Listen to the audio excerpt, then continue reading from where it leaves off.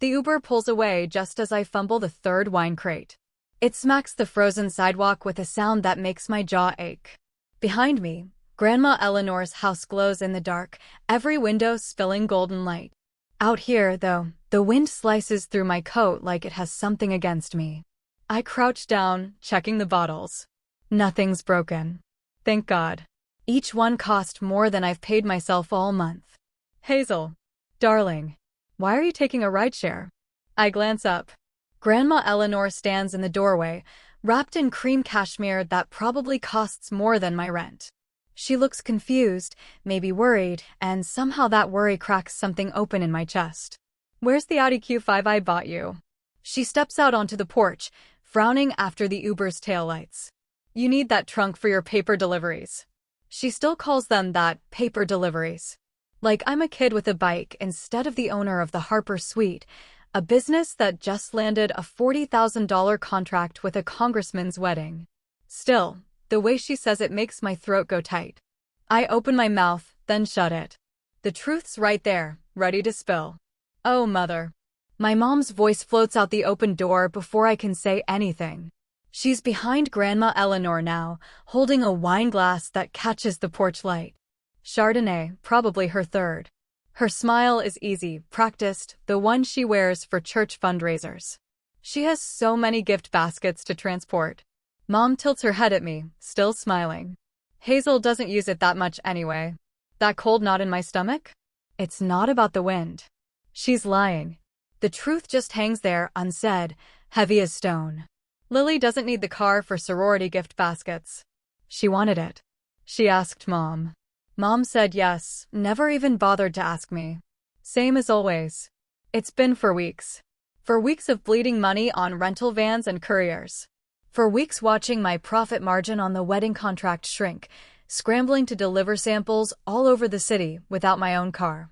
3 days ago, I stood in the rain outside the estate while a courier showed up 50 minutes late. 50 minutes, $80, and a ruined envelope sample later, I called Dad from the rain, hands shaking. Just let Lily have the car for now, Hazel. He sounded like he was whispering from behind enemy lines. Mom is on a tear. Don't make it harder on me. Don't make it harder on him, either.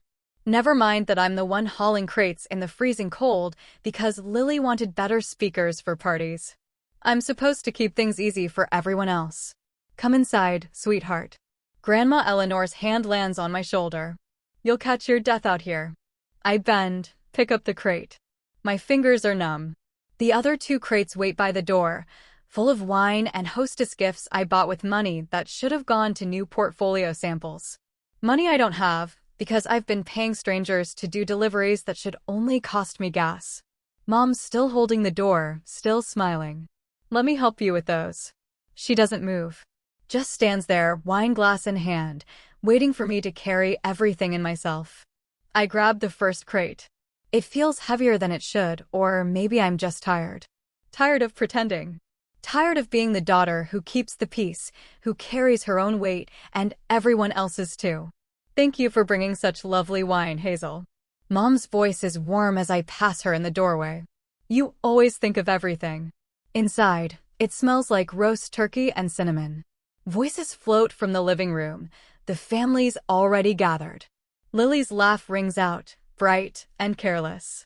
I set the crate down in the entryway. Go back for the second one. Then the third. Nobody offers to help. They never do. Finally, I step inside and shut the door. Warmth rushes over my frozen face. I should feel grateful to be here for Thanksgiving. But all I feel is the weight of that lie, pressing over everything like fresh snow hiding a crack in the foundation. Looks pretty, but the damage is still there. Mom's already vanished into the kitchen. Grandma Eleanor stands in the hallway, watching me. I can't tell what she's thinking. I force a smile and carry the wine into the kitchen, leaving wet footprints behind. Dinner just drags. Feels like limping through mud. I poke at my turkey.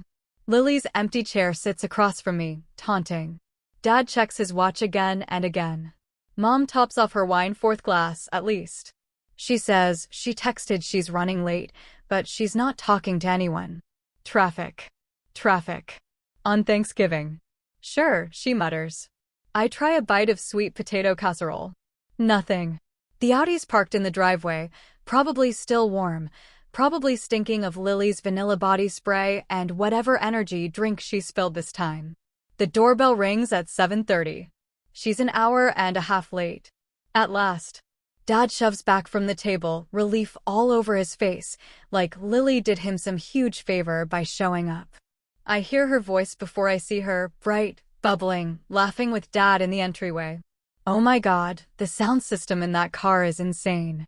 I had it cranked the whole way here. I freeze, fork halfway to my mouth.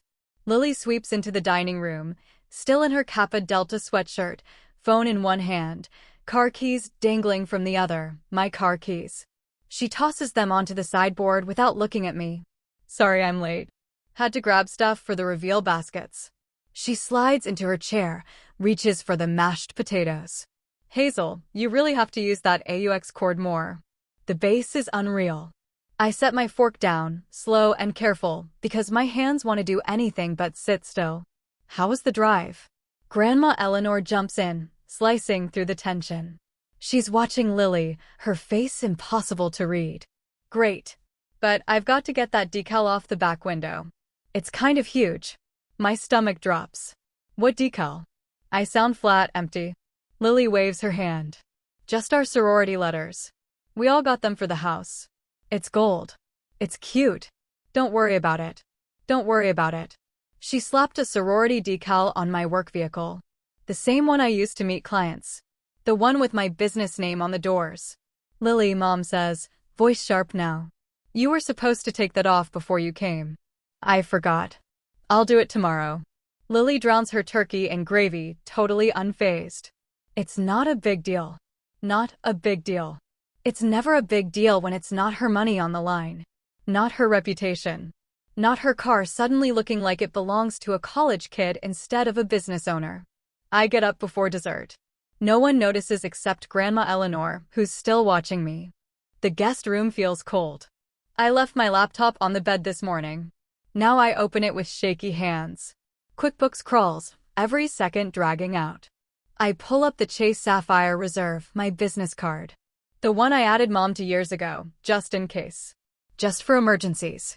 I filter transactions by user. The list loads. My heart stutters. Sephora. $200.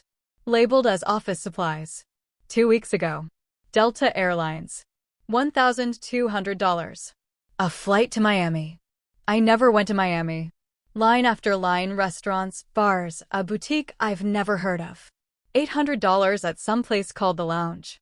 All coded as business expenses, office supplies, client entertainment, professional development. Tax fraud. The words rattle in my head. Not borrowing. Not even stealing. This is embezzlement, and it's my name on the tax returns. If I get audited, I'm the one who goes to prison. Not her. Me. My name on everything. My social. My business. The door opens. No knock. Hazel. Dad's voice is soft, careful. The voice he uses when he's about to ask me to swallow something that'll hurt going down. Your mom wanted me to check on you. I don't close the laptop. I just let him see the numbers racking up on the screen, thousands of dollars I didn't spend. His face goes through about 3 emotions at once. Guilt, resignation, all fighting for space. Hazel. Please. He sits on the edge of the bed like he's worried the mattress might give out under the weight of what he's about to say. Your mom promised to pay it back. Later. She's just going through a rough patch right now. A rough patch. Right. That's what we're calling fraud these days. Do it for me? He's pleading. If you make a scene tonight, you'll kill the mood. It's Thanksgiving. There it is. The same old song, don't make trouble. Don't upset Mom. Don't make things harder for me. I look at him. Really look. The lines carved around his eyes. The gray hair that snuck in over the last 5 years. He's 55 and still tiptoeing around his wife like she's a bomb set to go off. Dad. My voice sounds strange, even to me. She could send me to prison. Don't be dramatic. But he won't look at me. Just talk to her tomorrow. After everyone's gone. His voice drops. Please, Hazel. For me. He leaves before I answer. Doesn't need to wait. He already knows I'll give in. I always do. The laptop screen blurs. I blink hard, shaking off the tears. I could go downstairs. I could sit at the table, fake a smile through pumpkin pie, pretend everything's fine. I could keep shielding Dad from Mom's temper, Lily from consequences. Protect everyone but myself. My phone buzzes. Emma Reed's assistant. Monday's proof delivery is confirmed. $40,000 on the line. My whole future, really. I close the laptop, grab it, and walk out. The guest room's too small for this kind of mess. The back porch is empty except for Grandma Eleanor, standing by the railing with a skinny cigarette. I've never seen her smoke. The cherry glows in the dark. I didn't know you smoked, I say. Only on holidays, she answers, but I get the feeling dealing with her daughter counts as a holiday on its own. She keeps her eyes on the yard. When my daughter's being particularly unbearable, it should make me laugh. It comes out more like a cough. I open the laptop and show her the screen. She scrolls through the transactions, face getting harder with every swipe. When she finally looks up, I expect her to grab her checkbook, bail me out like she always does. Fix it like she fixed my car, like she fixes everything.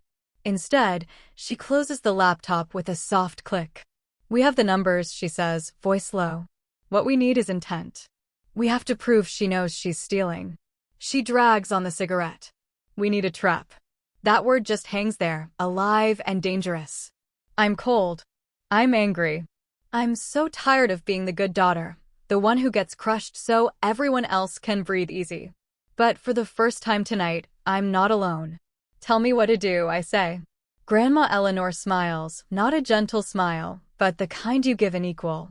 Like she's finally found someone worth playing against, and Mom doesn't even know the game started.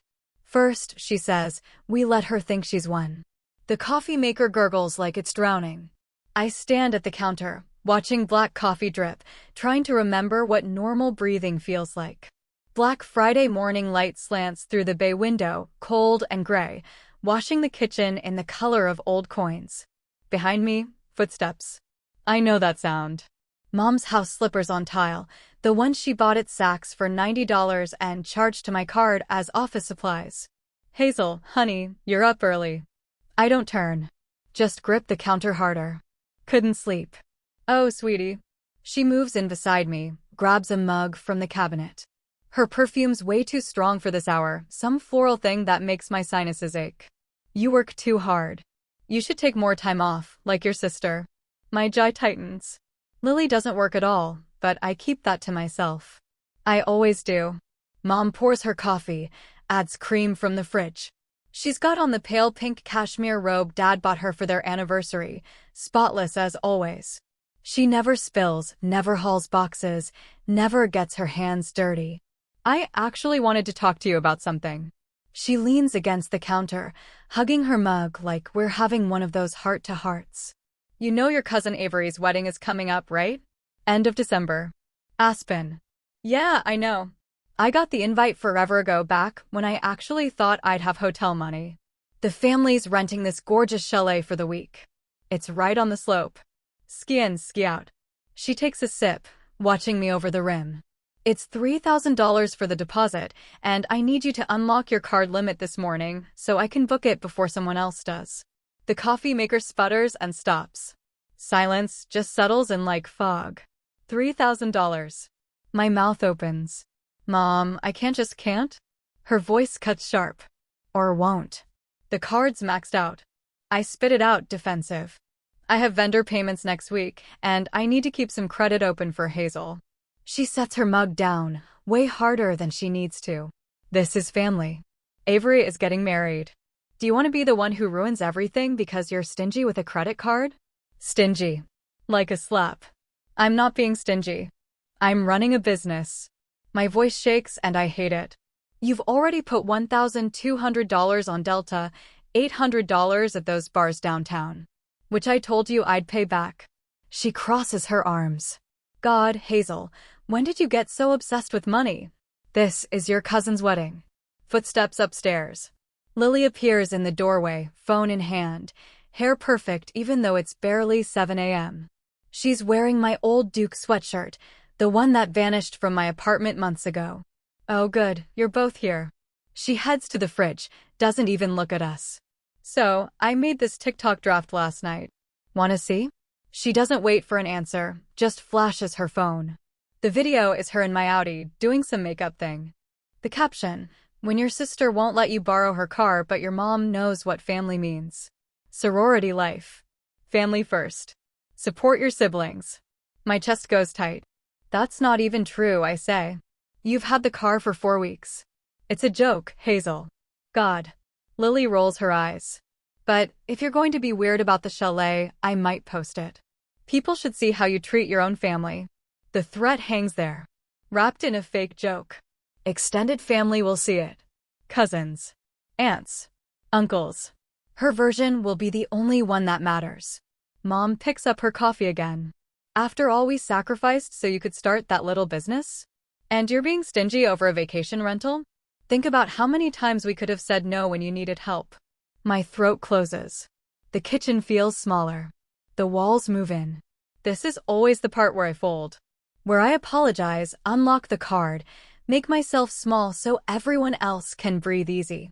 But something stops me. Grandma Eleanor's voice from last night echoes in my head. We need to prove she knows she's stealing. We need a trap. Well, this is it. Mom cornering me. Lily waving social media over my head like a knife. They're showing me exactly what they think of my boundaries, my work, my worth. I don't need their approval right now. I need their honesty. My hands unclench from the counter. I stand up straighter and meet Mom's eyes. She's waiting for the apology, expecting me to give in. I can see it in her mouth, the way she's already relaxing. I need to think about it, I say. Mom blinks. What? I said I need to think about it. My voice is steadier. It's a big purchase. I have to check my cash flow projections. Lily laughs, sharp and mean. Cash flow projections? It's $3,000, Hazel, not a house down payment. For my business, it's a lot. I turn to the doorway. I'll let you know by tonight. I don't run. I walk. Slow, measured steps past Lily. Past the breakfast nook where Dad will show up in 20 minutes, pretending he didn't hear any of this through the ceiling. Behind me, Mom's voice. Hazel Harper, don't you walk away from me when I'm talking to you. I keep walking. Up the stairs, down the hall, into the guest room where my laptop is still glowing on the bed, QuickBooks open in the gray morning light. The door clicks shut. My hands are shaking, but it's different this time. Not fear. Not quite. I sit on the bed and pull the laptop onto my knees. Out the window, I spot Grandma Eleanor down in the garden, bundled in her old wool coat, cigarette smoke twisting through the cold. She turns, catches my eye. We lock eyes for a second.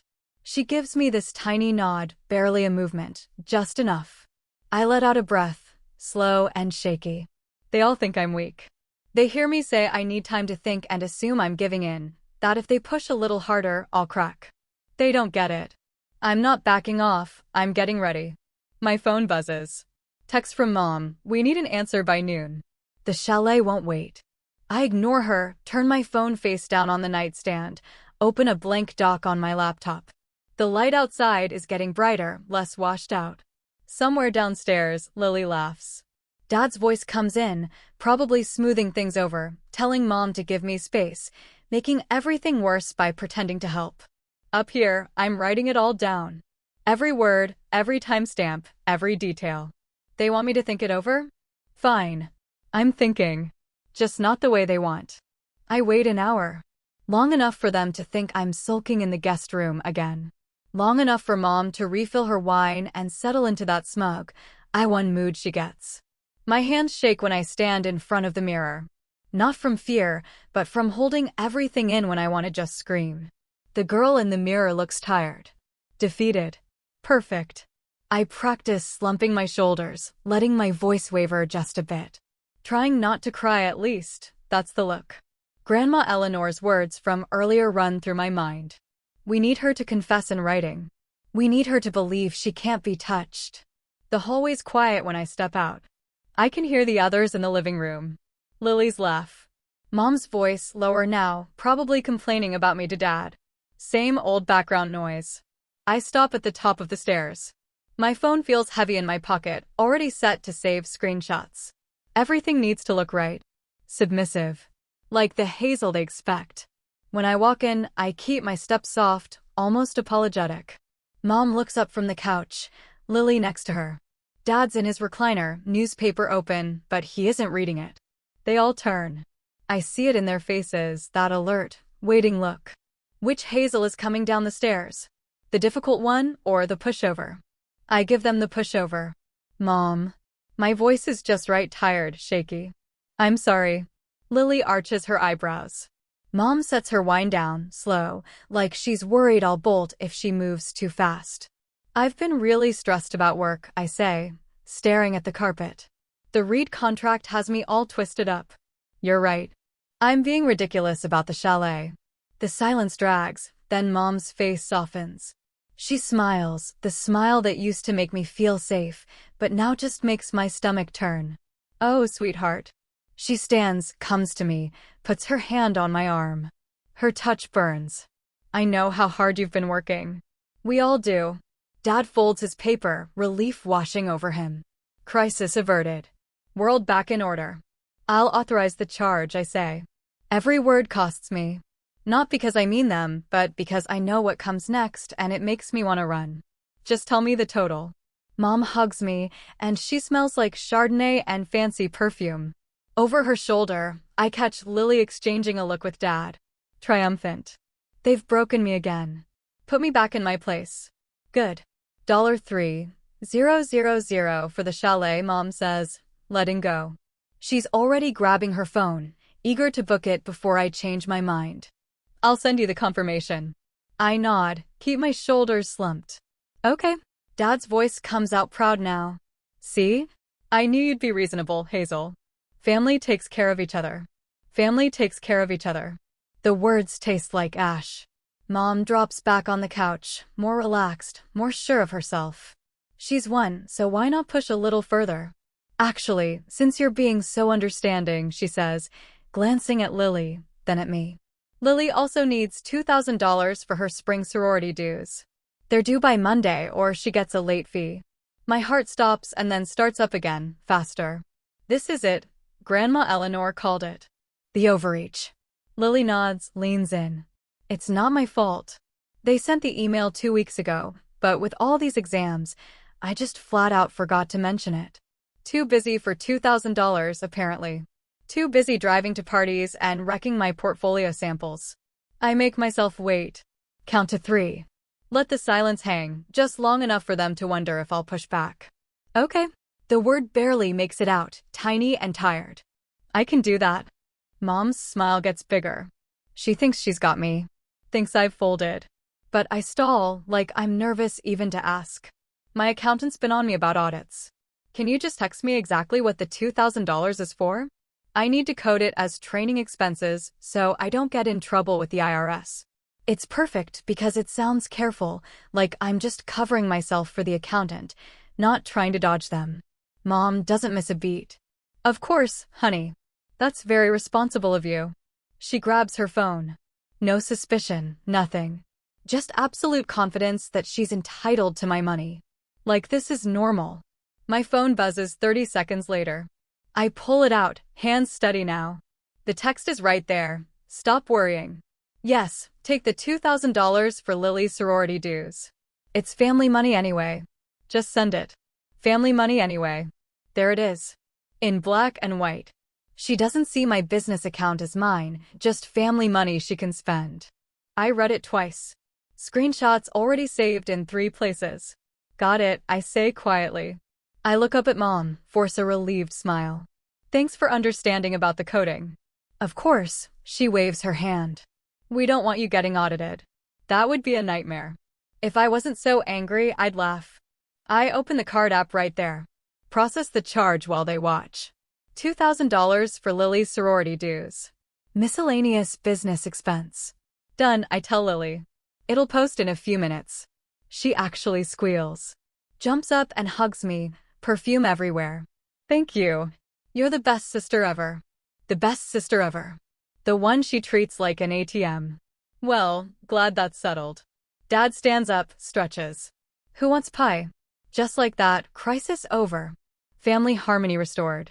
They moved to the kitchen like nothing happened, like they didn't just hand me enough proof to torch them all. Mom pauses in the doorway. Coming, sweetie? In a minute. I wave my phone. Need to email my accountant, let him know how I coded the expense. Always so responsible. She gives me one last smile and disappears.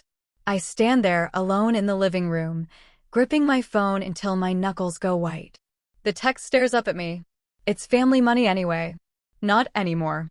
Later, in the guest room with the door locked, I open my laptop. Now my hands are perfectly steady. I forward the screenshot to Grandma Eleanor. Her replies back in under a minute. Perfect. Monday morning. My attorney's office. I read it 3 times. Then I look at Mom's text, still open on my phone, so casual, so smug. She's sure nothing can touch her. And for the first time in 4 weeks, I actually smile. Not the fake smile I've been wearing nonstop. A real one. They think they broke me. They think I gave up. They have no idea what's coming Monday morning. I open a draft reply to Mom. Thank you for being so understanding about everything. I really appreciate you. My finger hovers over send. Then I delete it, all of it. She doesn't deserve my gratitude. Not even the fake kind. I shut the laptop, lie back on the bed, phone dark beside me. Downstairs, their voices float up, loud and happy. They're already spending money that isn't theirs. Let them. Let them think they won. Monday's just 3 days away. The call comes at 9:30 Monday morning, right as I'm reviewing proof sheets for a client's wedding dinner. Mom's name flashes on my screen. For a second, I think about letting it go to voicemail. But no, not yet. Hazel. Her voice has that hard edge, irritated, but pretending to be patient. My card was declined at Whole Foods. I'm standing here with a full cart, and the cashier's just staring at me. I set down my loop. Keep my voice flat. Meet me at the studio. What? Hazel, just fix whatever mistake you made with the account. I have groceries that need to be refrigerated. The studio. 1 hour. I hang up before she can argue. My hands don't shake at all as I pull up Grandma Eleanor's attorney's number. He picks up on the second ring, and I swear, I can hear him smiling when I say it's time. Fast forward almost an hour, and I'm standing by the studio's front window, watching Mom's BMW glide into the lot. Right behind her, my Audi hops the curb and lands crookedly beside the BMW. Lily's driving, obviously. That's just how they operate, never solo, always in a pair. Apparently, she couldn't even bother riding with Mom when she had my gas to burn. The conference room feels different today. Stiffer, almost like we're in court. Grandma Eleanor sits at the head of the table in a charcoal suit that probably costs more than everything Lily owns combined. Thomas Grant, the attorney, already has his briefcase cracked open, papers sorted into neat stacks. I sit down at Grandma Eleanor's right. My heart's pounding, but my face feels numb, distant, like I'm just an observer in someone else's mess. Mom's heels stab at the tile as she walks in. The door swings open and she strides inside, Lily trailing behind, eyes locked on her phone. They both freeze when they see the setup. Mom's gaze jumps between Grandma Eleanor, Thomas, and me. Hazel, I don't have time for one of your dramatic productions. Just fix the card. Sit down, Claire. Grandma Eleanor's voice cut ice over the Atlantic. Whatever she puts in her tone, it works. Mom folds herself into the chair across from me, stiff and awkward. Lily sits, finally glancing up from her phone. I slide a printed packet across the table. It lands in front of Mom with a soft thud. QuickBooks fraud report. Every unauthorized charge highlighted in yellow. 20 pages of theft, all coded, all categorized. Mom hovers her hands over the packet, like she's afraid the paper might bite. What am I looking at? Evidence. I pull out my phone and tap twice. A screenshot fills the wall-mounted screen. Mom's text from Thanksgiving weekend, blown up huge, every word feels like it's shouting. Stop worrying. Yes, take the $2,000 for Lily's sorority dues. It's family money anyway. Just send it. Lily goes pale. Mom just stares at the screen, trying to figure out how to spin this. That's out of context. Her voice sounds thin now, not sharp, just lost. We were having a family conversation. There's no context that makes embezzlement legal. Thomas's voice stays smooth, which honestly makes it sting more. He opens a folder and slides another paper out. Mrs. Harper, as an authorized user on your daughter's business card, you had permission to make purchases for company expenses only. This report shows over $12,000 in personal charges in the last 8 months. Personal. Mom, let's add a brittle laugh. Hazel. Tell him. We're family. We share resources. That's what families do. The Sephora charge, Thomas says, not even looking up from his notes. $200. Coded as office supplies. What did you buy at Sephora for the office, Mrs. Harper? Silence. And the Delta flight to Miami, $1,200. What business purpose did that serve? Mom's jaw sets. I needed to visit my college roommate. She was having a hard time. And the $800 at downtown bars? Charges made by your younger daughter. Thomas slides another page across. Those were logged as client entertainment, but we've got time-stamped Instagram stories and TikToks showing Miss Lily Harper at those exact bars, same time. She tagged herself while your older daughter was at home working on the Reed contract. Lily makes a tiny noise. I don't look at her. This is ridiculous. Mom's voice rises. Hazel, you're going to let them talk to me like this? After everything we've done for you? We helped you start that little business. You mean the business you've been stealing from? My words come out colder than I mean. The business that could get me sent to federal prison because you claimed your shopping sprees as tax deductions? She goes slack, like she just realized how deep she's in. She never thinks that far ahead. The IRS doesn't play around with fraudulent deductions. If they audit Miss Harper's books and find these charges, she could face prosecution, Thomas says, voice steady. But you, Mrs. Harper, would face something worse. He lets that hang in the air. Your text message is a written admission. You knew the money belonged to your daughter's business, and you took it anyway. That's not borrowing. That's embezzlement. A federal crime.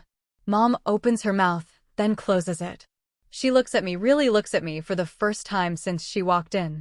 And I see her searching for the daughter who always fixed things, always patched it up, always lugged wine crates alone in the freezing cold just to keep the peace.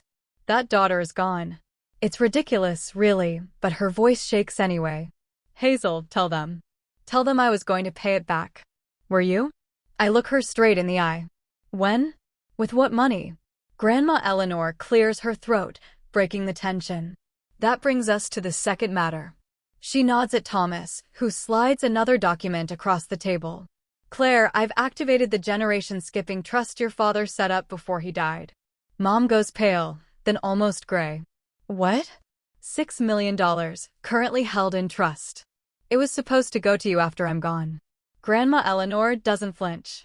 I've changed the terms. The money skips you now. It goes straight into a protected trust for Hazel. The room freezes. The only sound is Lily's uneven breathing. Mom's voice cracks. You can't do that. That money is mine. No, Claire. It never was. It was my husband's, and he left it for me to handle as I saw fit. Grandma Eleanor leans in, her gaze sharp. You used money to control your daughter. I'm using money to free her. Mom looks at me again. This time, I see something real: panic, pure and raw. Her future, the inheritance she's been hanging all her hopes on, just disappeared. Dad's salary can't keep up with the life she's built. It hits her hard. My phone buzzes on the table. Dad's name flashes. Then again. And again. Fix this, Hazel. Think of the family. Your mother is crying. How can you do this to her? Please. She made a mistake. We all make mistakes. I don't read the rest. I just silence the phone. I'm not your bank anymore. The words come out clear and steady. I'm the CEO. Get out of my office. Mom stands slowly, like every movement hurts. Lily scrambles up next to her, mascara streaked down her cheeks. She grabs her purse, but I spot the Audi keys on the table. She left them when she sat down. I take them. The metal bites cold into my palm. These stay with me. I pull the card from my wallet, take the scissors from Thomas. The plastic fights back for a second, then snaps. I let the pieces fall on the table. Thomas slides one more document over.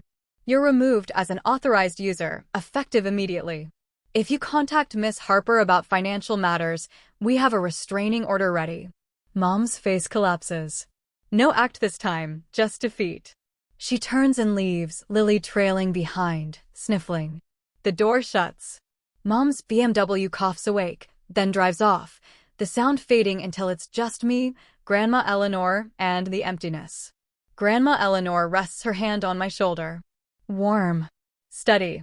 You did the right thing. Your grandfather would be proud.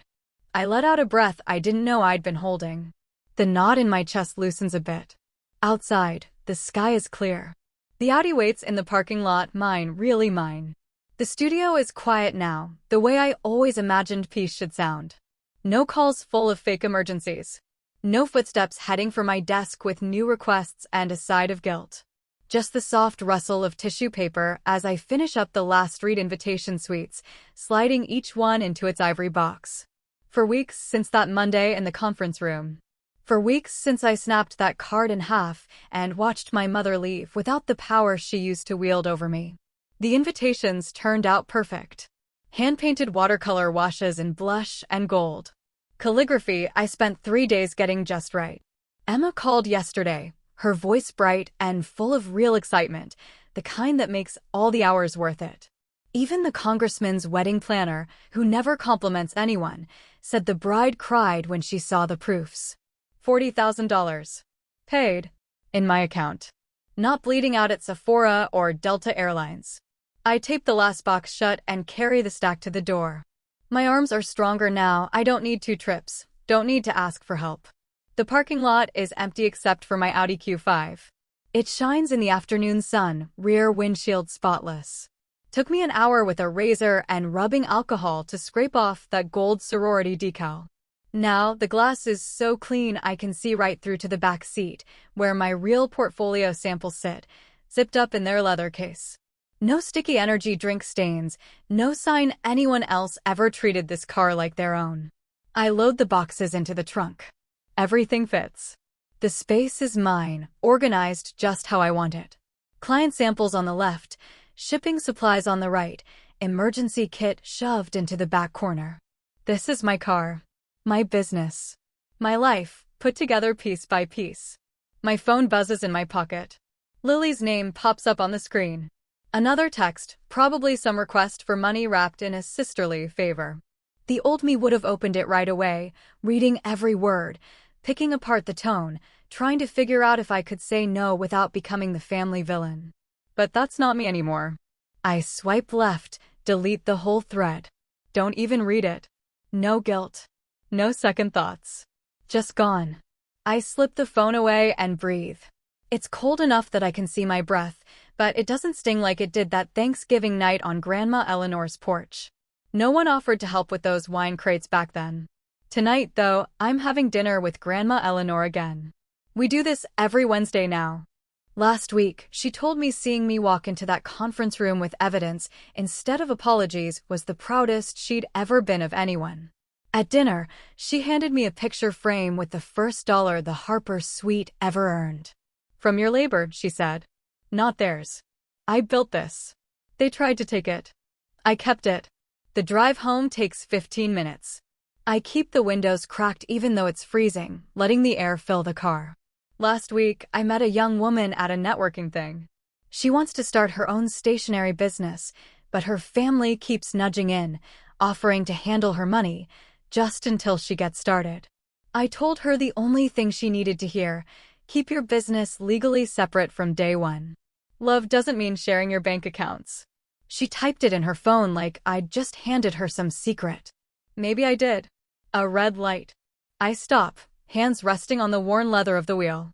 This car's hauled stacks of paper, endless client samples, the weight of my whole business. Still mine. My phone buzzes again. This time it's a call, Richard. Dad. I watch his name flash for a moment, then I hit the side button and send it to voicemail. When the notification pops up, I don't even look. The light turns green. I hit the gas and go. Windows still open, cold air rushing in. The smile on my face isn't the one I used to wear for everyone else. This one's real. I earned it. No one's taking it from me.